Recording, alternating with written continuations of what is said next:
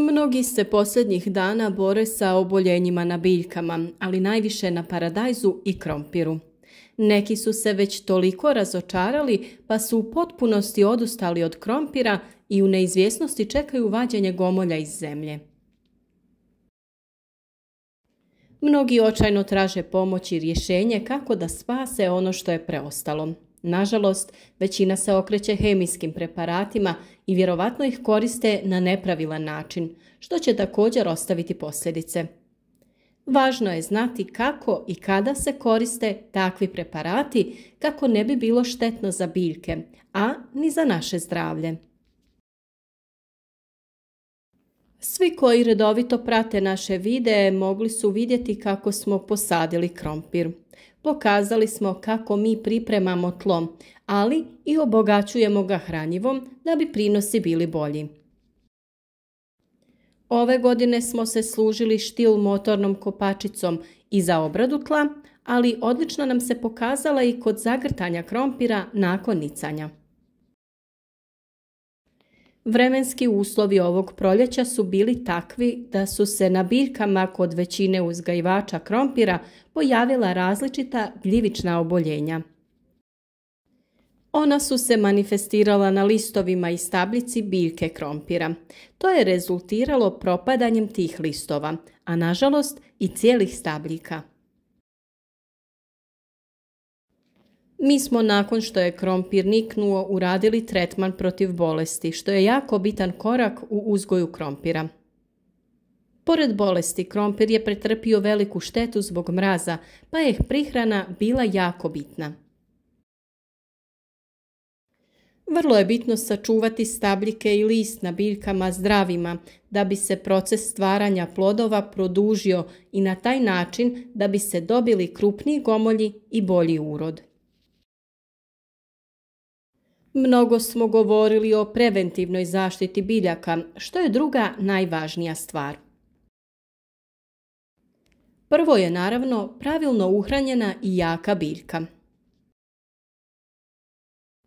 U nekim godinama je dovoljna zaštita ekološkim preparatima, međutim, s obzirom na štete koje smo imali prošle godine, nismo htjeli riskirati.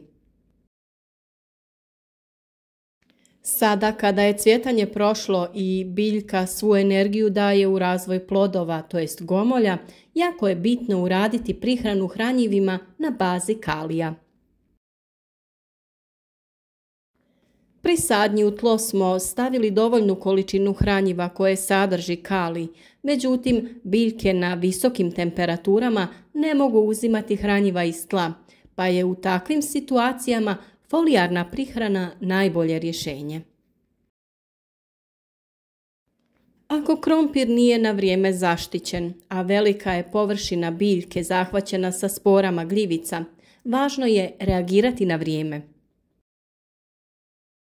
Zelena masa krompirove stabljike ima sposobnost regeneracije, pa samim tim saznanjem shvatamo da nije sve izgubljeno ako odradimo određene korake. Naime, i stabljika krompira u pazusima listova pušta zaperke, poput paradajza. Ukoliko je oštećena lisna masa, ona se može obnoviti tako što će iz stabljike pustiti zaperke. Ako se odlučite da liječite vaše biljke hemijskim preparatima, važno je da znate karencu svakog od njih. To je period nakon tretmana u kojem se biljka ni njeni plodovi ne smiju konzumirati. Za oporavak biljke bitno je kao prvo riješiti se uzročnika oboljenja. Samim tim to zahtjeva tretman fungicidom. Na taj način ubijaju se spore gljivica i sprječava njihovo dalje širenje. Za to možemo koristiti kvadris koji je učinkovit, ali blažeg djelovanja u odnosu na ridomil kojeg ovih dana mnogi spominju i koriste kod ovakvih oboljenja. Nakon tretmana fungicidom, razvoj bolesti bi trebao biti zaustavljen, te se možemo okrenuti oporavku biljaka. Ključni korak za oporavak ovakvih biljaka je hranjivo. Biljke je potrebno prihraniti zalijevanjem, ali i folijarnom, to jest prihranom preko lista, prskanjem. Kao prvo, biljke treba zaliti sa hranjivom sa većim sadržajem fosfora. Mi smo u ovom slučaju koristili Vital Power Fos. To je tečno organomineralno hranjivo koje pored fosfora sadrži i dodatne elemente koji biljku stimuliraju. Osigurava se bolje ukorijenjavanje i brz početni rast, što nam je jako bitno u ovoj situaciji. Ovo hranjivo smo primijenili na način da smo rastvorili 20 ml na 10 litara vode i sa tim obilno zalili biljke. Zalijevanje biljaka najbolje je odraditi rano ujutro ili predvečer, kada nisu previsoke temperature zraka. Važno je pri tome koristiti odstajalu vodu ili kišnicu, nikako hladnu vodu koja bi oštetila korijen. Zalijevanje ovim hranjivom ćemo ponoviti nakon 5 dana. Na ovaj način će se oporaviti dijelovi biljke koji kroz nju provode hranjiva.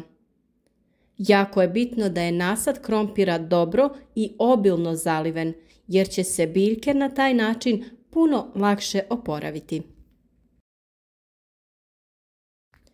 Posebno je to važno u sušnim razdobljima ili kada su visoke dnevne temperature zraka.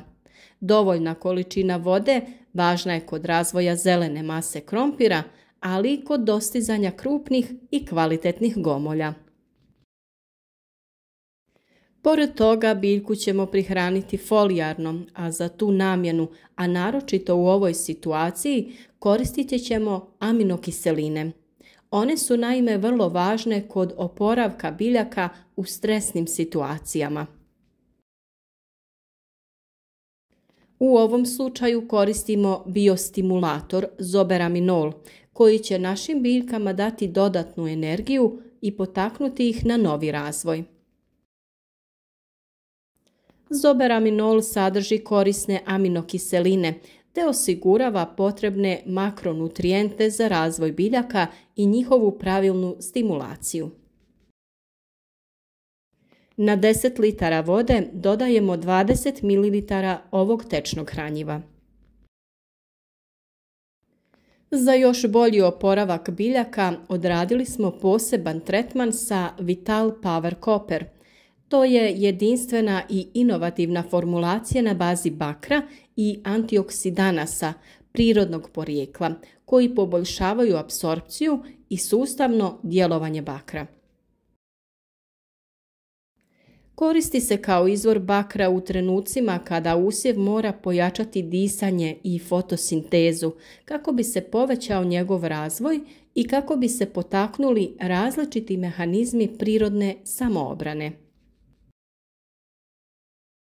I u ovom slučaju na 10 litara vode dodajemo 20 ml ovog tečnog hranjiva. Gomolji u tlu su već dosta lijepo razvijeni i ukoliko ne želite oporavljati stabljiku, možete očekivati određenu količinu krompira. Veličina, to jest krupnoća gomolja, nije zadovoljavajuća, ali po potrebi se može vaditi i konzumirati. U svakom slučaju, sada nije vrijeme da ga svega izvadite iz zemlje. On mora proći kroz proces dozrijevanja kako bi stvorio tvrdu zaštitnu koru na gomolju. Ostavite ga u zemlji sve dok se ti uslovi ne ostvare. Na taj način će urod biti dugotrajniji nakon vađenja, to jest tokom skladištenja.